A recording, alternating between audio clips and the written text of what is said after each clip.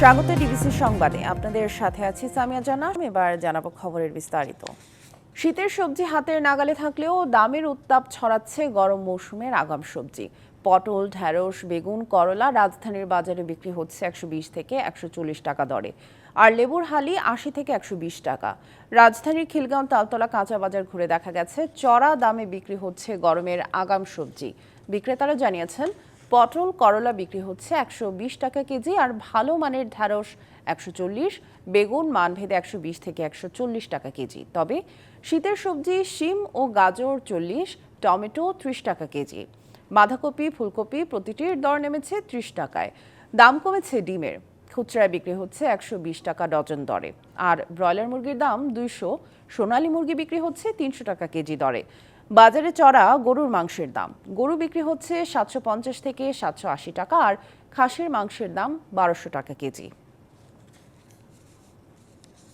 রমজানেও লাগাম টানা যায়নি বাজারের, দাম বেড়েছে সবজির। মাছ মাংসের দরও ঊর্ধ্বমুখী। এখনও বোতলজাত সয়াবিন তেলের সংকট চরমে। বাজারের আরও খবর জানবো সহকর্মী মুজিবুল হকের কাছে। চট্টগ্রামের কাজীর দেউরি থেকে সরাসরি যুক্ত হচ্ছেন তিনি।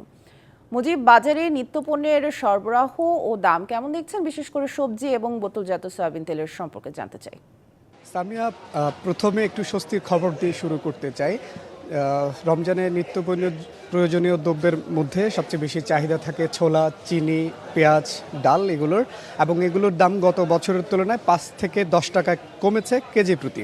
এর বাইরে সবজি যেগুলো অন্যান্য যে সমস্ত সবজি সেগুলোর দাম একটু চড়া আছে, তবে বিক্রেতারা বলছেন এই সময়টাতে একটু সরবরাহ কম থাকে, ফলে সেই সব সবজির দাম কিছুটা চড়া। এর বাইরে শসা, লেবু, ধনেপাতা বিশেষ করে এই তিনটির দাম একটু বেশি চড়া স্বাভাবিক সময় হচ্ছে। বিক্রেতারা বলছেন এগুলো রমজানে কিছুটা চাহিদা বাড়তি থাকে, ফলে সরবরাহ সংকট আসলে তৈরি হয়, সে কারণে এগুলোর একটু দাম বাড়তি। এর বাইরে ব্রয়লার মুরগি এবং সামুদ্রিক মাছের দাম বেড়েছে, গরুর মাংসের দামও বেড়েছে। আমরা বাজারে দেখেছি যে হাড্ডি সহ যে গরুর মাংস সেটি 750 টাকা থেকে 780 টাকা বিক্রি হচ্ছে, এবং হাড্ডি ছাড়া যে গরুর মাংস সেটি 950 থেকে কোথাও কোথাও 980 টাকা পর্যন্ত বিক্রি হতে আমরা দেখেছি। এর বাইরে সয়াবিন তেলের কথা জানতে চেয়েছেন। সয়াবিন তেল তো রমজানের শুরু থেকেই চট্টগ্রামের বাজারে সংকট চলছেই। বেশিরভাগ ভোগ্যপণ্য দোকানে, মুদি দোকানে সয়াবিন তেল পাওয়া যাচ্ছে না।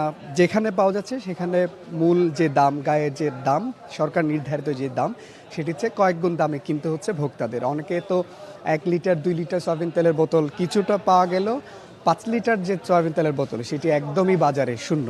আমরা গত কয়েকদিন ধরে বিভিন্ন সরকারি সংস্থা অভিযান চালাতে দেখছি, যেহেতু বাজারগুলোতে এক ধরনের কৃত্রিম সংকটের কথা তারা বলছেন। দেখা যাচ্ছে যে দোকানগুলোতে তারা যাচ্ছেন, প্রদর্শনীতে কোনো তেল নেই, কিন্তু গোডাউন কিংবা তাদের রান্নাঘর বিভিন্ন জায়গায় তেলের মজুদ আসলে দেখতে পাচ্ছেন।